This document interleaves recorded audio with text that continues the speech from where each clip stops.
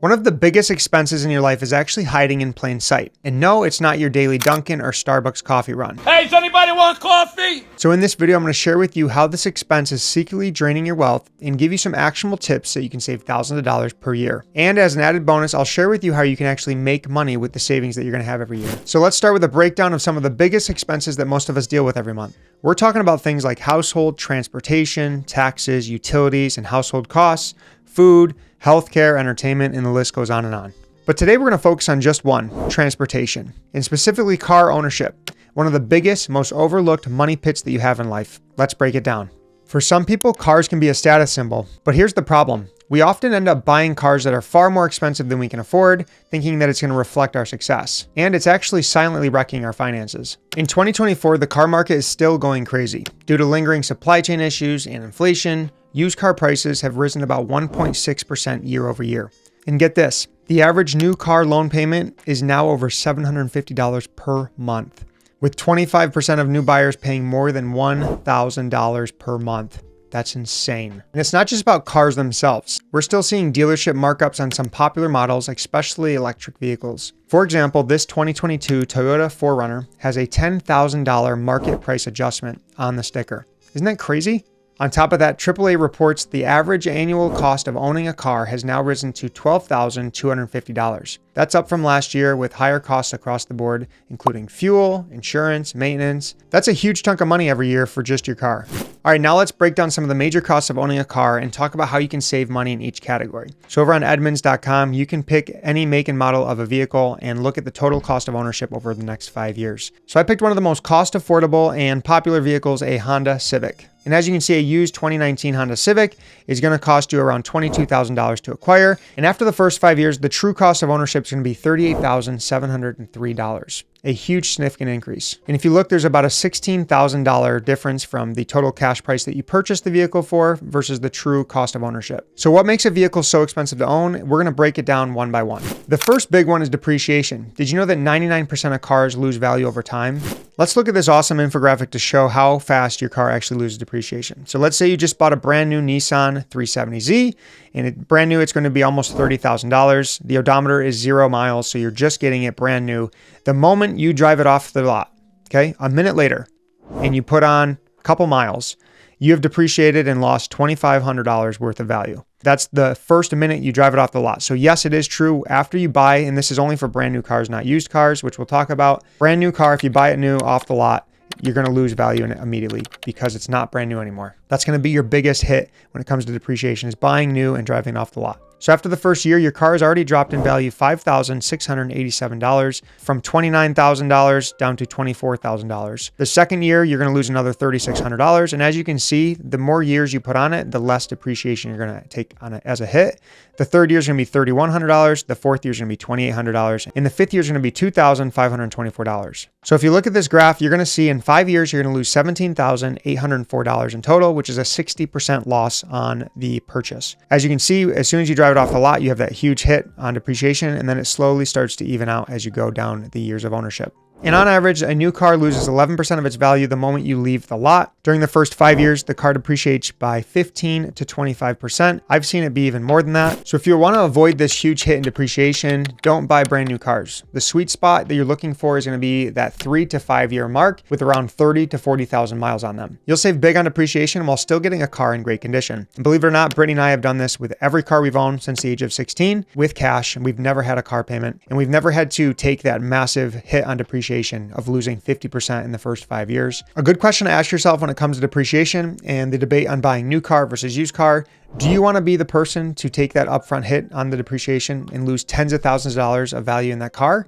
Or would you rather someone else do that and you can get the car in the sweet spot where you don't have anywhere near as much depreciation in that 3 to 5 year range? Next up is going to be your taxes and fees. And unfortunately, there's no way around these. State, local registration fees keep going up, especially in places like California or New York, like we live in. One thing you can do though, is to downsize the number of vehicles you have in your household. If you have more cars than drivers, then you're throwing money away each year on insurance and registration. We actually did this for over 5 years when we both started working from home, and it saved us tens of thousands of dollars. It was actually one of the best financial decisions we've ever made. But after 5 years and having 2 kids and needing to be in 2 places at once, we finally decided to purchase a second vehicle, which we ended up buying a 2022 Tesla Model 3. But the crazy part is that vehicle is only costing us $25.67 per month to own.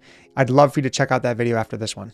Now let's talk about financing, which is a huge wealth killer. Interest rates are through the roof right now. You can see right around September 2021, they were right around 4% and they have skyrocketed to close to 8%. So we're talking good interest rates now are between 7 to 9% with good credit. And if you have lower credit, you're looking at 11 to 12%. If you can, pay cash for your car or finance as little as possible to avoid getting hit with those interest payments. Buying a brand new car and financing it is really the triple whammy to preventing you from building your wealth. A, you're going to lose so much money on a depreciating asset. It's not an investment. Cars lose value. They don't gain value. It is not an asset. Number 2, financing a depreciating asset means that you are paying interest on something that's losing value. Number 3, it costs a lot to own a vehicle. There's maintenance, repair, fuel that we're going to continue to go through. So if you can't avoid financing your vehicle and you can pay cash or finance very little, that's definitely the way to go. So for our 2019 Honda Civic, we've gone over depreciation, taxes and fees, financing, and another big expense for your vehicle ownership is fuel. In 2024, gas prices are hovering around $3.80 to $4.20 a gallon. And for this Honda Civic, you're looking at about a total cost of $10,000 in fuel costs over those first 5 years, which comes out to about $2,000 every year. And here's a tip that you can save on fuel costs. You can fill up at Costco or other wholesale stores where gas prices are lower. You're going to save a few bucks every time, and over the course of a year, it can really add up.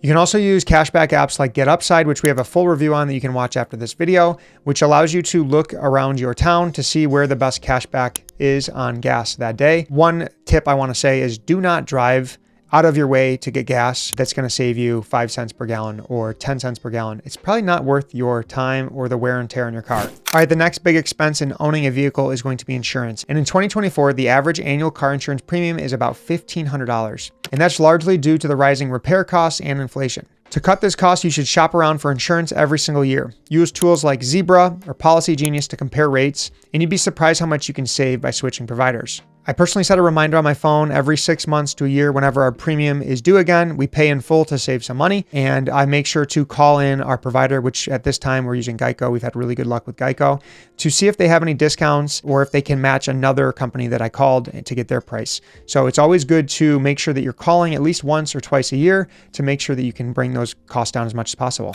And finally, let's talk about maintenance and repairs. For our example of our 2019 Honda Civic, we have about $2,700 in repairs and $4,600 in maintenance. Prices for car parts and labors keep going up, but there's still ways to save money here. There are tons of great YouTube tutorials that can walk you through things like changing your oil, replacing your air filter. It does take a little bit of time, but it can save you hundreds of dollars over the years. Also, if your check engine light comes on, don't panic and rush to the dealership right away. Go to AutoZone or a similar place and they have a free diagnostics, or you can buy an OBD2 scanner yourself online. I bought this one for about $30 to $40 years ago, and it saved us countless of times. When the check engine light comes on, it plugs in. This is a universal port that every vehicle has. And it's going to run a diagnostic and tell you exactly the code that the computer is spitting out. And then you can just go online, search the code with your make and model, and it'll tell you exactly what the issue is going on with your car. Now let's talk about something most people don't even think about: the opportunity cost of owning a car. What if instead of spending $10,000 a year on your car payments, insurance, gas, you invest that money? For example, if you had invested $10,000 in a Tesla stock in 2019, it could be worth over $40,000 to $50,000 today. The idea here is that every dollar you spend on a car is a dollar you are not investing into your future. So the next time you think about upgrading your vehicle, think about what else that money could be doing for you in your financial future. All right, let's wrap this up with some final tips on how to reduce the #1 wealth killer out there and save big on your car expenses this year. 1, buy a used, reliable car in the sweet spot of the depreciation curve between that 3 to 5 years old with low mileage. 2, shop around for insurance each year. Use comparison tools like Zebra and Policy Genius. 3, downsize your fleet. If you have more cars than necessary, you are completely wasting your money.